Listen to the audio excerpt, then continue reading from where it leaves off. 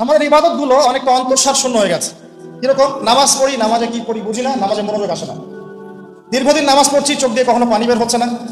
রোজা রাখছি, রোজার আধ্যাত্মিকত্ব কি বুঝতে পারছি না। হজ করছি, হজের মূল চেতনা কি বুঝতে পারছি না। উমরা করছি, এর চেতনা কি বুঝতে পারছি না। হজ বলেন, উমরা বলেন, কুরবানি বলেন, সাফা মারওয়া সাই বলেন, পাথর শয়তানকে পাথর নিক্ষেপ বলেন, মাকাম ইব্রাহিমের সালাত বলেন, জমজম কূপ বলেন, আরাফার মাঠ বলেন, এই পুরো বিষয়গুলো এবং ইয়াউমুন নাহার মানে পশু যে কুরবানি করলাম আমরা, ঈদ উল আজহা পালন করলাম, এই পুরো বিষয়গুলোর সাথে একটা পরিবারের স্মৃতি জড়িত আছে। একটা পরিবার, তার নাম নবী ইব্রাহিম আলাইহিস সালাম। একটু আগে আমরা দরুদ পড়েছি, আল্লাহুম্মা সাল্লি আলা মুহাম্মাদ, হে আল্লাহ মুহাম্মদ সাল্লাল্লাহু আলাইহি ওয়াসাল্লামের প্রতি আপনি শান্তি বর্ষণ করুন। ওয়া আলা আলি মুহাম্মদ, মুহাম্মদ সাল্লাল্লাহু আলাইহি ওয়াসাল্লামের পরিবারের উপরেও কামা সাল্লাইতা আলা ইব্রাহিম, ঠিক যেমনি আপনি শান্তি বর্ষণ করেছিলেন ইব্রাহিম আলাইহিস সালামের উপরেও এবং তার পরিবার বর্গের উপরেও, একইভাবে পরেরটুকু কামা বারাকতা আলা ইব্রাহিম। তো নবী সাল্লাল্লাহু আলাইহি ওয়াসাল্লামের সাথে ইব্রাহিম আলাইহিস সালামের নাম জুড়ে দেওয়া হলো কেন? একটা প্রশ্ন। এখানে অন্য কোনো নবীর নাম কেন এলো না? নবী সাল্লাল্লাহু আলাইহি ওয়াসাল্লাম এবং ইব্রাহিম আলাইহিস সালামের জীবনের মধ্যে সবচেয়ে বেশি মিল ছিল। অন্য নবীদের চাইতে ইব্রাহিম আলাইহিস সালামের সাথে তার জীবনের সবচেয়ে বেশি মিল ছিল। যখন মেরাজে নবী সাল্লাল্লাহু আলাইহি ওয়াসাল্লাম গিয়েছেন আল্লাহ পাকের সাথে সাক্ষাৎ করতে, তখন তিনি বলেছিলেন ফিরে এসে যে আমি সপ্তম আসমানে বাইতুল মামুরের সাথে হেলান দেয়া অবস্থায় ইব্রাহিম আলাইহিস সালামকে দেখেছি। আমি আবার বলছি, আমি সপ্তম আসমানে পার হয়ে বাইতুল মামুর কি? ফেরেশতাদের তাওয়াফ করার জায়গা, কাবা ঘরের সোজা উপরে। তো এই বাইতুল মামুরে ইব্রাহিম আলাইহিস সালামকে হেলান দিয়ে বসে থাকতে দেখেছি এবং আমি দেখেছি আমার চেহারা এবং তার চেহারা সম্পূর্ণ এক। মানে আমাদের নবী মুহাম্মদ সাল্লাল্লাহু আলাইহি ওয়াসাল্লাম এবং আমাদের নবীগণের পিতা আবুল আম্বিয়া ওয়াল মুরসালিন ইব্রাহিম আলাইহিস সালাম, তাদের দুইজনের চেহারা ছিল একই রকম। চেহারা একই রকম, একটা রূপক অর্থ হতে পারে, সেটা হলো তাদের জীবনের প্রতিটা ক্ষেত্রেই মিল আছে। একটু আমি সংক্ষিপ্ত আকারে দেখাবো আপনাকে। ইব্রাহিম আলাইহিস সালাম জন্মগ্রহণ করেছেন ব্যাবিলন শহরে। ব্যাবিলন সভ্যতার নাম শুনেছিলেন? আজকে থেকে 2500 বছর আগের সভ্যতা। এবং এখন আমরা সভ্যতা নিয়ে অনেক বড়াই করে থাকি, কিন্তু অনেক বড় বড় উঁচু উঁচু সভ্যতা পৃথিবী থেকে বিদায় নিয়ে চলে গেছে, আমরা ওদের নামও জানি না। আদ জাতির নাম শুনেছেন? ইরম, সামুদ, এগুলোর নাম শুনেছেন?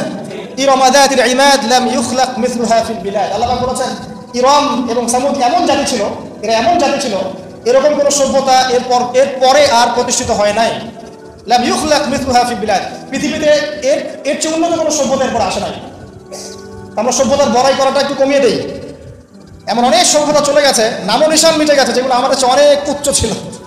আসেন, ব্যাবিলনের সেই সভ্যতার মূল জিনিস ছিল শিরক, মূর্তি পূজা। এবং মূর্তি পূজক শাসক, তার নাম কি ছিল? নমরুদ। কি নাম ছিল? নমরুদ। খুব শর্ট করে শেখাচ্ছি ভাই, সময় নেবেন ইনশাআল্লাহ। এবং এই নমরুদের যে প্রধান পুরোহিত, তার নাম ছিল আজার। কি নাম? আজার। এবং এই আজার এর ছেলে হচ্ছে ইব্রাহিম আলাইহিস সালাম। আল্লাহ পাক সবচেয়ে বড় পুরোহিতের ঘরে জন্ম দিয়েছেন সবচেয়ে বড় তাওহীদপন্থীকে। ঠিক যেমন নবী সাল্লাল্লাহু আলাইহি ওয়াসাল্লাম যে সমাজে ছিলেন, সমাজটা কেমন ছিল? শিরক, রিবা, সুদ, ঘুষ, জেনায় ভর্তি। আল্লাহ পাক ওই কুরাইশদের মধ্যেই জন্ম দিয়েছেন কাকে? মুহাম্মদ সাল্লাল্লাহু আলাইহি ওয়াসাল্লাম। দেখেন চেহারার মিল পাচ্ছেন, জীবনের মিল। এবার ইব্রাহিম আলাইহিস সালাম যখন সত্য চিনতে পারলেন, তার বাবাকে তিনি বলছেন, কি বলছেন? সূরা মারিয়াম পড়ে দেখবেন। তিনি বলছেন ইয়া আবাতি, হে আমার বাবা, লিমা তা'বুদু, তুমি কেন তার উপাসনা করো?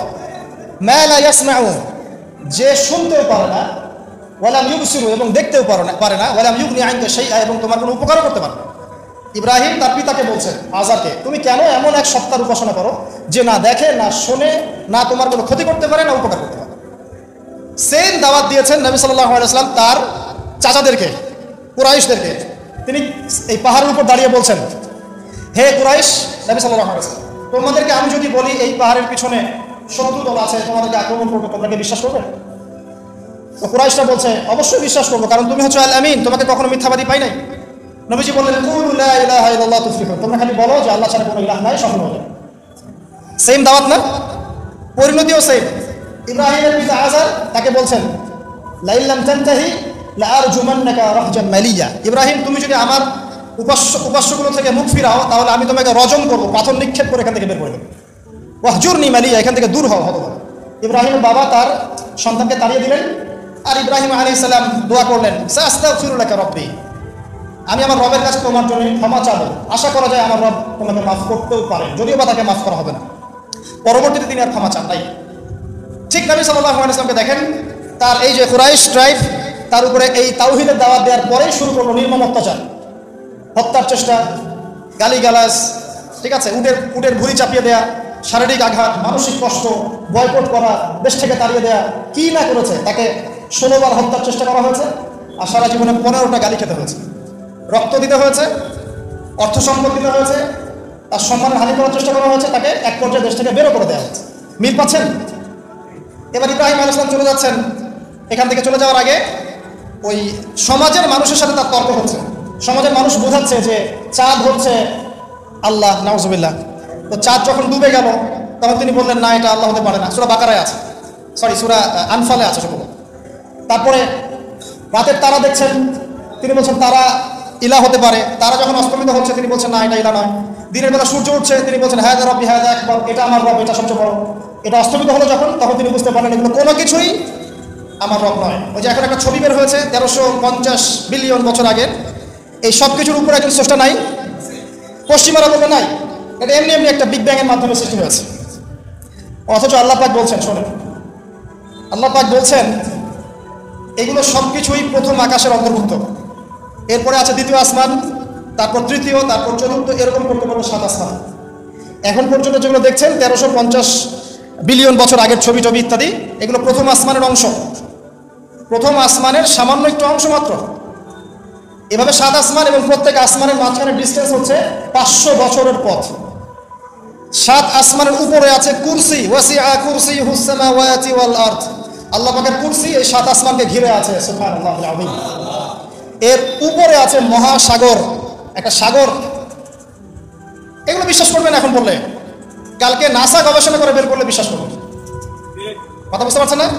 এগুলো মোটেই বিশ্বাস করবে না মানুষ এখন। কিন্তু কাল যদি বলে যে অমুক একটা উপগ্রহ পাঠিয়েছিলাম, সে ছবি তুলে পাঠিয়েছে, মহাসাগর আছে, হ্যাঁ, তখন বিশ্বাস করবে, হ্যাঁ আছে। প্রাণের অস্তিত্ব খুঁজে বেড়াচ্ছে মহাকাশে, আল্লাহ পাক আগেই বলেছেন অসংখ্য প্রাণ আছে মহাবিশ্বে, কিন্তু কোরআন বিশ্বাস করবে না। এভাবে ঘুরতে ঘুরতে যখন জান্নাতের দেখা পাবে না, যদি পায় আর কি, তখন মানুষকে বলবে একটা গ্রহের সন্ধান পেয়েছি, গ্রহের মধ্যে হুর পড়ে আছে,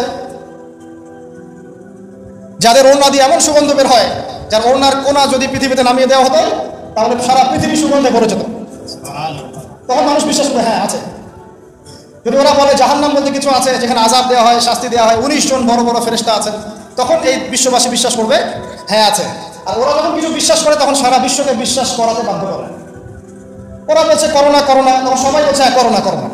ওরা বলছে অমিক্রণ অমিক্রণ, এখন সবাই বলছে অমিক্রণ অমিক্রণ। তারপরে এগুলো বন্ধ, এবার রাশিয়া ইউক্রেন, রাশিয়া ইউক্রেন, এবার রাশিয়া ইউক্রেন, রাশিয়া ইউক্রেন। করোনার কথা মানুষ কিন্তু কিছুদিন আগে ভুলে গিয়েছে। মাঝে মাঝে আমার মনে করা দেয় আজকে এতজন মৃত্যুবরণ করেছে, আজকে এতজন আক্রান্ত, সেটা আপনি ভুলে না যান। পুরো মাইন্ড প্রোগ্রামিং, আপনার মাথা আমার মাথা প্রোগ্রামিং।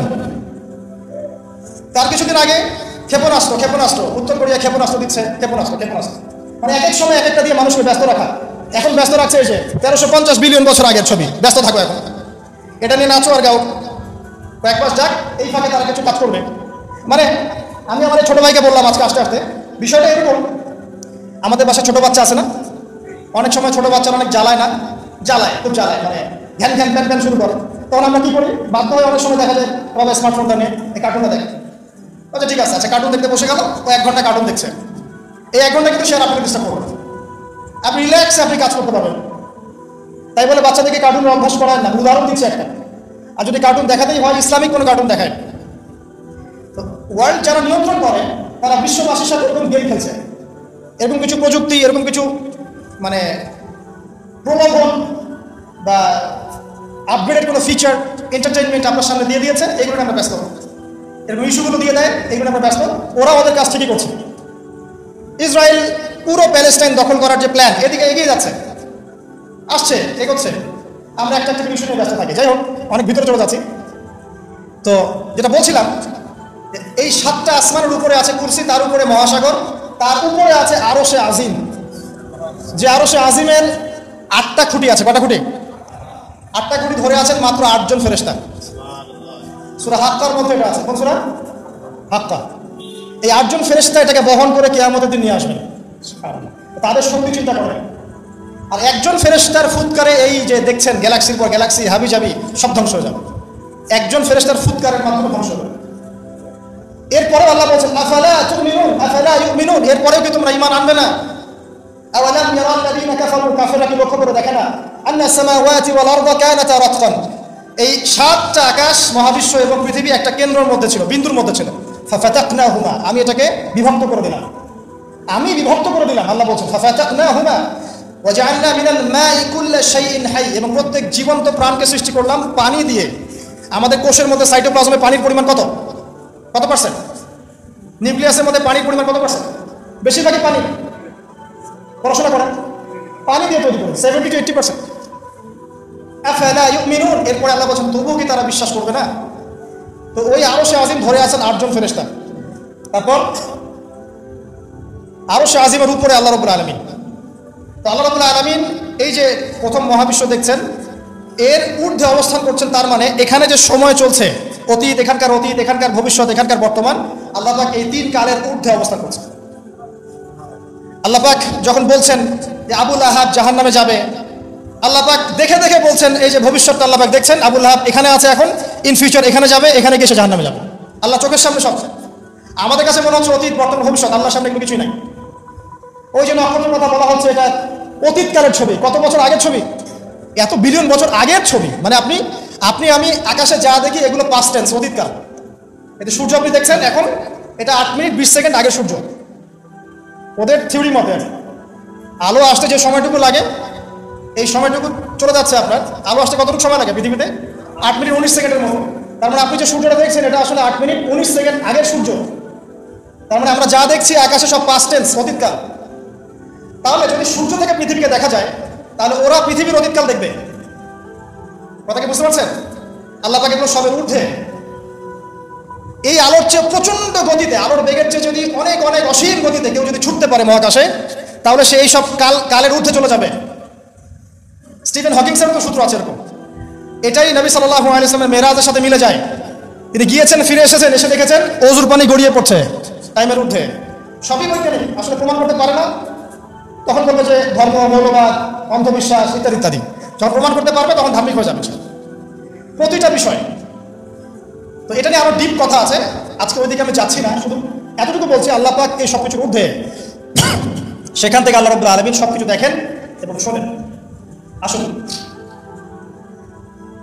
আল্লাহ কোথায়, এটা খুঁজতে ইব্রাহিম আলাইহিস সালাম বলছেন, হয় তারা আমার রব, চাঁদ আমার রব, বা নক্ষত্র আমার রব, সূর্য বড়, সূর্য রব। যখন এগুলো ডুবে গেল, তখন তিনি একটা কথা বললেন, সেটা কি? ইন্নী ওয়াজ্জাহতু ওয়াজহিয়া লিল্লাযী ফাতারাস সামাওয়াতি ওয়াল আরদা হানিফা ওয়া মা আনা মিনাল মুশরিকিন। আল্লাহ পাক এটা অন্য জায়গায় বলেছেন, মা কানা ইব্রাহিম ইয়াহুদিয়্যান ওয়ালা নাসরানিয়্যা, ইব্রাহিম ইহুদি ছিল না, নাসারা ছিল না, ওয়ালাকিন কানা হানিফান মুসলিমা, তিনি একনিষ্ঠ মুসলিম ছিলেন। ওয়া মা কানা মিনাল মুশরিকিন, তিনি মুশরিকদের অন্তর্ভুক্ত ছিলেন না। হুয়া সাম্মাকুমুল মুসলিমিন, তিনি তোমাদের নাম দিয়েছেন মুসলিম। তো একইভাবে নবী সাল্লাল্লাহু আলাইহি ওয়াসাল্লামকে দেখেন, তিনিও কিন্তু সমাজের অরাজকতা দেখে হেরা গুহায় চলে গেলেন। সেখানে আল্লাহকে ডাকতে লাগলেন, ধ্যান করতে লাগলেন। এক পর্যায়ে ওহী তার কাছে আসলো। দুজনের দেখেন কত মিল পাওয়া যাচ্ছে। এরপর যেমন ইব্রাহিম আলাইহিস সালামকে সমাজ থেকে তাড়িয়ে দেওয়া হলো, নবী সাল্লাল্লাহু আলাইহি ওয়াসাল্লামকেও সমাজ থেকে কি করা হলো? তাড়িয়ে দেওয়া হলো, মারা হলো, গালি দেওয়া হলো, রক্তাক্ত করা হলো। এক পর্যায়ে তাকে হিজরত করে চলে গেল। মিল পাচ্ছেন? পরিবার বাধা দিয়েছে ইব্রাহিম আলাইহিস সালামকেও, মুহাম্মদ সাল্লাল্লাহু আলাইহি ওয়াসাল্লামকে। আত্মীয়রা বাধা দিয়েছে ইব্রাহিম আলাইহিস সালামকেও, মুহাম্মদ সাল্লাল্লাহু আলাইহি ওয়াসাল্লামকে। সমাজ বাধা দিয়েছে ইব্রাহিম আলাইহিস সালামকেও, মুহাম্মদ সাল্লাল্লাহু আলাইহি ওয়াসাল্লাম। হিজরত করে চলে যেতে হয়েছে তাকেও এবং তাকেও আলাইহিস সালাম। দুজনের চেহারার মিল। চলে যাওয়ার সময় তাদের সাথে কে ছিল? ইব্রাহিমের সাথে তার স্ত্রী সারা। তার স্ত্রীর নাম কি? বিশ্বের সবচেয়ে সুন্দরী মহিলা ছিলেন দুজন। কয়জন? দুজন। একজন হাওয়া আলাইহিস সালাম, 2 নম্বর সারা আলাইহিস সালাম। তাদের মতো সুন্দরী নারী পৃথিবীতে খুব একটা আসেনি। এই ওয়াজটা আবার আপনার বউকে শোনায় না, রাগ হয়ে যাবে। তাকে গিয়ে বলবেন, বিশ্বের সবচেয়ে সুন্দর মেয়ে তুমি, আমার চোখে তুমিই সবচেয়ে সুন্দর মেয়ে। যদি কন্ট্রোল করতে চান, খালি প্রশংসা আর প্রশংসা। নিন্দা করতে গেলেই সমস্যা, নিন্দা করতে গেলেই বেঁকে বসে যাবে। খালি প্রশংসা, তুমি অনেক সুন্দর, তোমার রান্না অনেক সুন্দর, তোমার রুচি অনেক ভালো, তুমি আছো বলেই আমার সব কাজ সুন্দর হচ্ছে। শুধু প্রশংসা, দেখবেন যে সব সুন্দর মতো চলছে, ঘুরি উঠছে আকাশে সুন্দর।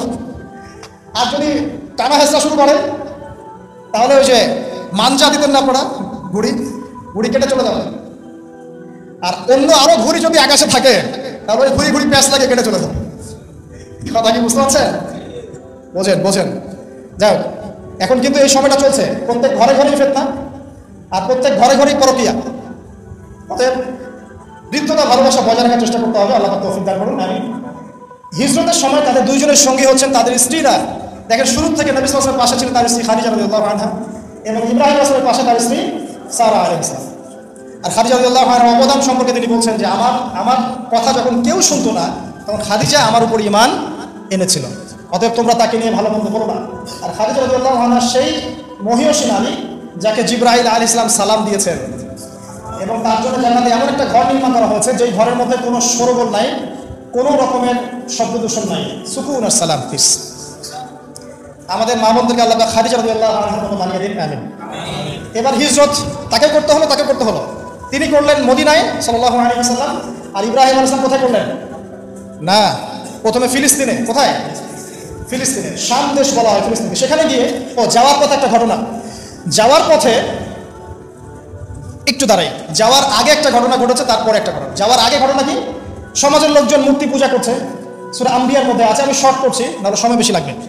সূরা আম্বিয়ার মধ্যে আছে, লোকজন শিরক করছে। ইব্রাহিম আলাইহিস সালাম বলছেন, মা হাদিহি তামাসিলুল্লাযী আনতুম লাহা আকিফুন, এইসব কি সব মূর্তি তোমরা পূজা করো, যারা শোনেও না এবং উপকারও করতে পারে না, অপকারও করতে পারে না।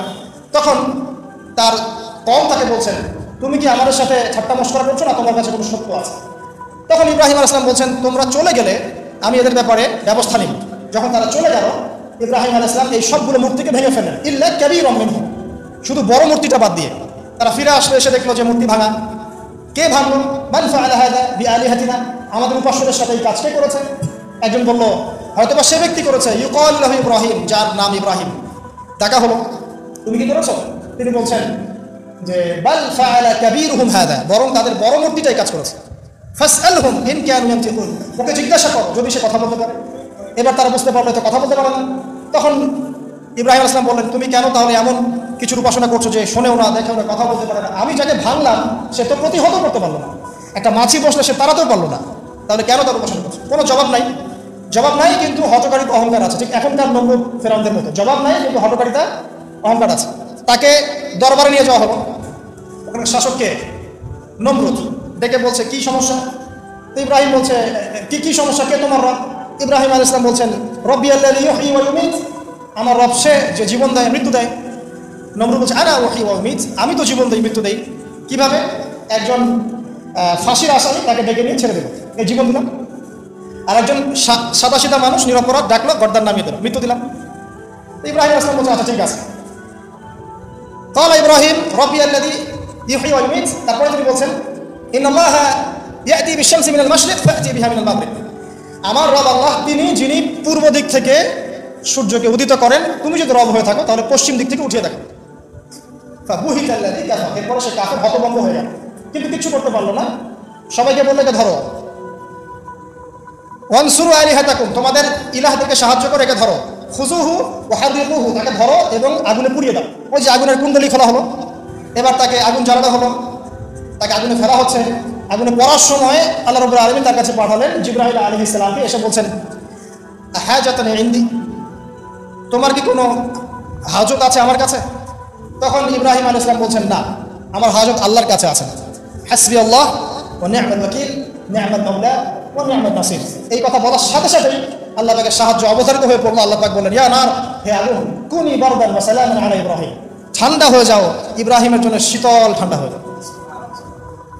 ব্যাস, সবাই দেখলো যে ইব্রাহিম আগুনে পড়ে আছে কিন্তু উঠছে না। ঠিক এরকম পরীক্ষা নবী সাল্লাল্লাহু আলাইহি ওয়াসাল্লাম দিতে হয়েছে না?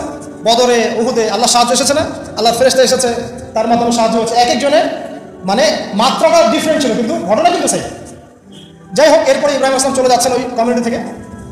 মিশরের এক বাদশা লম্পট, সে স্ত্রী সারাকে কিডন্যাপ করলো। এবার সারাকে তার সাথে খারাপ কিছু করার ইচ্ছা করা মাত্রই অবশ্যই সে পড়ে গেল, প্যারালাইজ 3 বার। এই জায়গায় এই বাদশা বুঝতে পারে যে এই মহিলা বা এই নারী কোনো সাধারণ কোনো নারী নয়। তখন তিনি ছেড়ে দেন তাকে এবং তার সাথে হাজরা আলাইহিস সালামকেও হাদিয়া দিয়ে দেন। এই সময় ইব্রাহিম আলাইহিস সালাম নামাজে দাঁড়িয়েছিলেন। যখন তার স্ত্রী বিপদে পড়েছে এবং তিনি বিপদে পড়েছেন, তখন তিনি নামাজে দাঁড়িয়ে গিয়েছেন, ঠিক নবী সাল্লাল্লাহু আলাইহি ওয়াসাল্লামের মতো। তিনি বলতেন, যখনই আমি উদ্বিগ্ন হই তখনই নামাজ দাঁড়িয়ে যাই। আমরা যদি কোনো বিষয়ে টেনশনে পড়ি, উদ্বিগ্ন হই, তাহলে একটাই কাজ করবেন, নামাজে দাঁড়াবেন। সিগারেট ধরার দরকার নেই, টেনশনে স্মোক করার দরকার নেই, ড্রাগস নেওয়ার দরকার নেই, একটা মিউজিক ছেড়ে দেওয়ার দরকার নেই। নামাজে দাঁড়িয়ে যান, আল্লাহ পাক আপনার টেনশন দূর করে দেবেন ইনশাআল্লাহ। একই জিনিস। এরপরে হাজরা আলাইহিস সালামকে ইব্রাহিম আলাইহিস সালাম বিয়ে করে নেন, প্যালেস্টাইনে চলে যান। এখন সন্তান হচ্ছে না, শেষ বয়সে গিয়ে ইব্রাহিম আলাইহিস সালাম বলছেন, ইন্নী যাহিবুন ইলা রাব্বি সায়াহদিন, আমি চললাম আমার রবের দিকে, আমার রব আমাকে পথ দেখাবে। রব্বি হাবলি মিনাস সলিহিন, হে আমার রব আমাকে সলিহিন সন্তান দিন, মানে উত্তম নেককার সন্তান দিন। রব্বি হাবলি মিনাস সলিহিন ফাবাশশারনাহু বিগুলামিন হালিম, আল্লাহ বলেন এরপর আমি তাকে একজন সহনশীল সন্তানের সুসংবাদ দিলাম। এরপর এই সন্তান যখন বড় হলো, ফালাম্মা বালাগা মাআহু সা'য়া, যখন সে দৌড়ানো শিখলো, ক্বালা ইয়া বুনাই, ইব্রাহিম আলাইহিস সালাম বললেন, হে আমার সন্তান, ইন্নী আরা ফিল মানামি আন্নী আযবাহুক, আমি স্বপ্নে দেখেছি আমি তোমাকে জবাই করছি, ফানজুর মাযা তারা, তোমার কি রায় আমাকে বলো। এই বাচ্চার বয়স কত হবে? 10 বা 12। তখন ইসমাঈল আলাইহিস সালাম বলছেন, ইয়া আবাতি, হে আমার বাবা, ইফআল মা তুমা, আল্লাহ পাক আপনাকে যা আদেশ করেছেন সেটা আপনি করুন। সাতাজিদুনি ইনশাআল্লাহু মিনাস সাবিরিন, ইনশাআল্লাহ আপনি আমাকে ধৈর্যশীল পাবেন। কত বছর বয়স? 10 বা 12। আর আমাদের এই জেনারেশনের 10-12 বাদ দেন, 20-30 বছরের মানুষকে জিজ্ঞাসা করেন এরকম কোনো চেতনা আছে কিনা আদৌ আল্লাহর হুকুমের সামনে মাথা নত করার। আল্লাহ পাক হুকুম করেছেন, মাথা নত। জীবন দেওয়া তো অনেক বড় বিষয়, আল্লাহর জন্য জীবন উৎসর্গ করা তো বিশাল ব্যাপার, সবচেয়ে চূড়ান্ত লেভেল। নামাজ পড়ে কিনা জিজ্ঞাসা করে, হারাম অ্যাফেয়ার ছাড়তে পারছি না জিজ্ঞাসা করে, মিউজিক ছাড়তে পারছি কিনা জিজ্ঞাসা করে, বাদ্যযন্ত্র ছাড়তে পারছি কিনা জিজ্ঞাসা করে, আল্লাহর জন্য আল্লাহর জন্য সুদ ছাড়তে পারে কিনা জিজ্ঞাসা করে, আল্লাহর জন্য যার যার সম্পত্তি ওকে দিয়ে দিতে পারে কিনা জিজ্ঞাসা করে, সদকা করার মানসিকতা, আল্লাহর জন্য একটা মসজিদ করতে পারে কিনা, একটা মাদ্রাসা করতে পারে কিনা। জীবন দেওয়া অনেক বড় বিষয়। যারা ছোট ছোট কুরবানি করতে পারে না, এরা বড় কুরবানি করতে পারবে না, ভাবা যায় না, এত সহজ না। যারা ছোট ছোট কুরবানি করতে পারে না, যে 5 টাকা দান করার মানসিকতা রাখে না, তার কাছে আপনি 5 লাখ টাকা চাচ্ছেন, সম্ভব? ইল্লা মাশাআল্লাহ। তো এই বাচ্চার বয়স 12 বছর, বলছেন, ইয়া আবাতি, হে আমার বাবা, ইফআল মা তুমার, আল্লাহ পাক যা আদেশ করেছেন করেন, আমাকে ধৈর্যশীল পাবেন। এরপরে ফালাম্মা আসলামা ওয়া তাল্লাহু লিল জাবিন, যখন তার উভয়ে আত্মসমর্পণ করলেন এবং বাবা ছেলেকে পাশ করে শুইয়ে দিলেন জবাই করার মতো করে। ওয়ানাদাহু ইয়া ইব্রাহিম, আল্লাহ বলছেন আমি ইব্রাহিমকে ডাকলাম, হে ইব্রাহিম, কদ সাদ্দাকতা রুয়া, তুমি তোমার স্বপ্নকে সত্যি করেছো। কদ সাদ্দাকতা রুয়া ইন্না হাযা লাহুয়াল বালাউল মুবিন, এটা ছিল একটা স্পষ্ট পরীক্ষা। ওয়া ফাদাইনাহু বিযিবহিন আযীম, এই জায়গায় আমি একটা মহান কুরবানি উৎসর্গ করলাম, সে সন্তান কুরবানি দেওয়া লাগবে না। ওয়া সালামুন আলা ইব্রাহিম, ইব্রাহিমের উপরে শান্তি বর্ষিত হোক। এই হলো আপনার ঈদুল আজহা। কয়জন মানুষ কুরবানি করার সময় এই চেতনা লালন করেছে যে আমি ইব্রাহিম, আমি যাকে কুরবানি করছি আমার সবচেয়ে প্রিয় বস্তু ইসমাঈল, এবং যদি জীবনে কখনো আমার সুযোগ আসে আমিও আমার জান, আমার মাল, আমার সম্পদ আল্লাহর রাহে কুরবানি করবো ইনশাআল্লাহ। কয়জন এই রাহে কুরবানি করেছে? স্রেফ গোশত খাওয়ার উৎসব বানিয়ে নিয়েছে আমরা এটাকে, স্রেফ গোশত খাওয়া। আর গোশতের ভাগাভাগি কারাকারি নিয়েছে, মানে কি যে একটা অবস্থা, এটা আমার চেয়ে আপনারা ভালো জানেন। যাই হোক, এরপরে বাবা ছেলে মিলে নির্মাণ করলেন কাবা।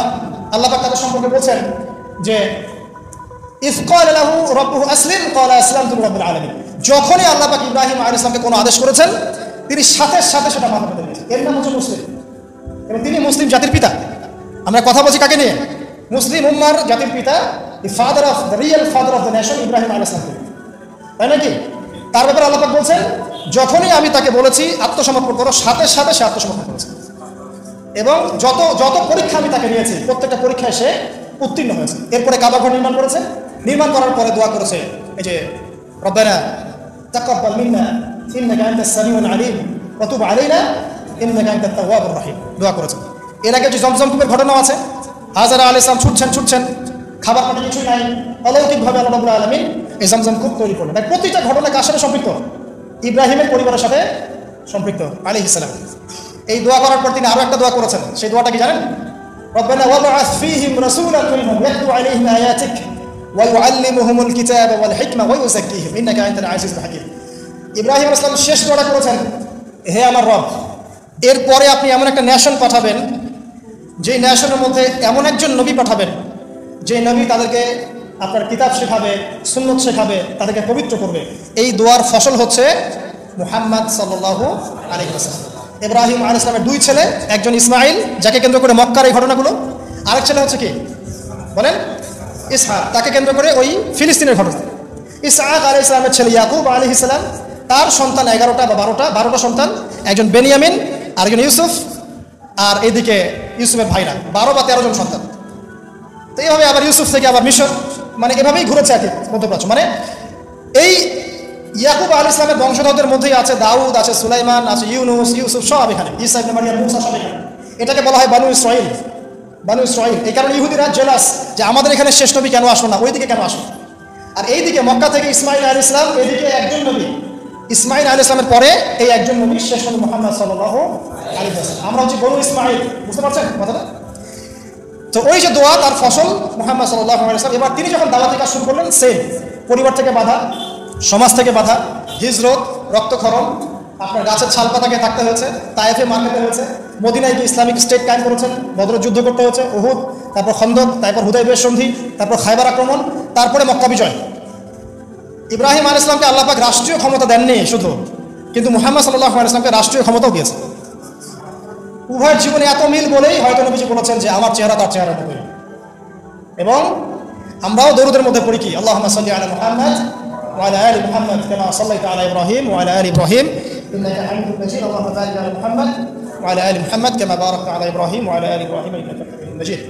প্রিয় ভাইরা, এতটুকু আপনারা বুঝতে পেরেছেন। শেষ করার আগে এতটুকু বলবো, প্রত্যেকটা ইবাদতের পিছনে সার গল্প না জানলে সেই ইবাদতের স্বাদ পাওয়া যায় না। আমাদের ঈদুল আজহার মূল চেতনা কি ছিল? ত্যাগের চেতনা। আল্লাহর জন্য নিজের সবচেয়ে প্রিয় বস্তু কুরবানি করার মানসিকতা থাকতে হবে। আর আপনি নিজেকে প্রশ্ন করেন, আয়নার সামনে দাঁড়ান, আয়নার সামনে দাঁড়িয়ে প্রশ্ন করেন, আমার সবচেয়ে প্রিয় বস্তু কি? আমার সম্পদ, আমার বাড়ি গাড়ি, আমার চাকরি, আমার স্ত্রী সন্তান, আমার জমি জমা, বা আমার নিজের জীবন? এই তো। আমি বলছি না আপনি আপনার জীবন আল্লাহর পথে এখনই কুরবান করে দেন। আমি বলছি আপনি আগে শুরু থেকে শুরু করেন। অ্যাটলিস্ট আল্লাহর জন্য নামাজ পড়া শুরু করেন, অ্যাটলিস্ট আল্লাহর জন্য নামাজটা পড়া শুরু করেন, আল্লাহর জন্য রোজা রাখেন, আল্লাহর জন্য যাকাত দেন, আল্লাহর জন্য একটু সদকা করেন, আল্লাহর জন্য একটা মাদ্রাসা করেন, একটা মসজিদ করেন, দিনের কোনো প্রজেক্ট করেন, দিনের কোনো খেদমত করেন। এরপরে আপনি আপনার পরিবারটাকে আদর্শ পরিবার বানান, আপনার পরিবারটাকে আল্লাহর পথে নিয়ে চলেন। যদি কখনো আপনার সামনে এমন সুযোগ দাঁড়ায় যে আল্লাহর জন্য আপনাকে জীবনও দিতে হচ্ছে, তখন আপনি দিতে পারবেন ইনশাআল্লাহ। এখন পারবেন না, কারণ এখন আপনি নামাজই পড়ছেন না। আল্লাহ পাক আমাদেরকে বোঝার তৌফিক দান। 1 নাম্বার, ত্যাগের মানসিকতা। 2 নাম্বার, ভোগবাদী বিষয়গুলো থেকে বেরিয়ে আসা। এখন সিস্টেমটা হচ্ছে খালি ভোগবাদ, খাও দাও ফুর্তি করো। ওই যে রবীন্দ্রনাথের কবিতার মতো, যিনি অবশ্য 17 কি 18 বছর বয়সে বিয়ে করেছিলেন এবং তার স্ত্রীর বয়স ছিল 10 কি 11 বছর। এটা নিয়ে যদিও বা এখন নাস্তিকের কোনো মাথা ব্যথা এখনো আমরা দেখি না। তো তার কবিতার মতো, 2 হাতে জাপাও হাত পেতে নাও, ঠিক আছে? 2 হাতে জাপাও হাত পেতে নাও, বাকির খাতা শূন্য থাক। এটা তাদের কনসেপ্ট। মানে দুনিয়া যা পাচ্ছেন 2 হাতে হাত পেতে নেন, বাকির খাতা শূন্য থাক। বাকির লোভে নগদ পাওনা কে ছাড়ে ভুবনে, লালন বলেছে। বাকির লোভে নগদ পাওনা দুনিয়াতে কে ছাড়ে? ঠিক পশ্চিমাদের একই কনসেপ্ট, খাওয়া দাওয়া ফুর্তি করো, ভোগ বিলাস করো, পরকাল বলে কিছু নাই। যদি হয়ও পরকাল তখন দেখা যাবে বিষয়টা, ঠিক আছে? আর আমাদের কনসেপ্ট কি? দিনের জন্য যা পারেন সব ছেড়ে দেন। দিনের জন্য যদি দুনিয়া চলেও যায় যাক, বাকির খাতা, পরকালের খাতা পূর্ণ হোক, এটা খালি থাকবে, পরকালের খাতা যেন পূর্ণ থাকে। এটা আমাদের কনসেপ্ট।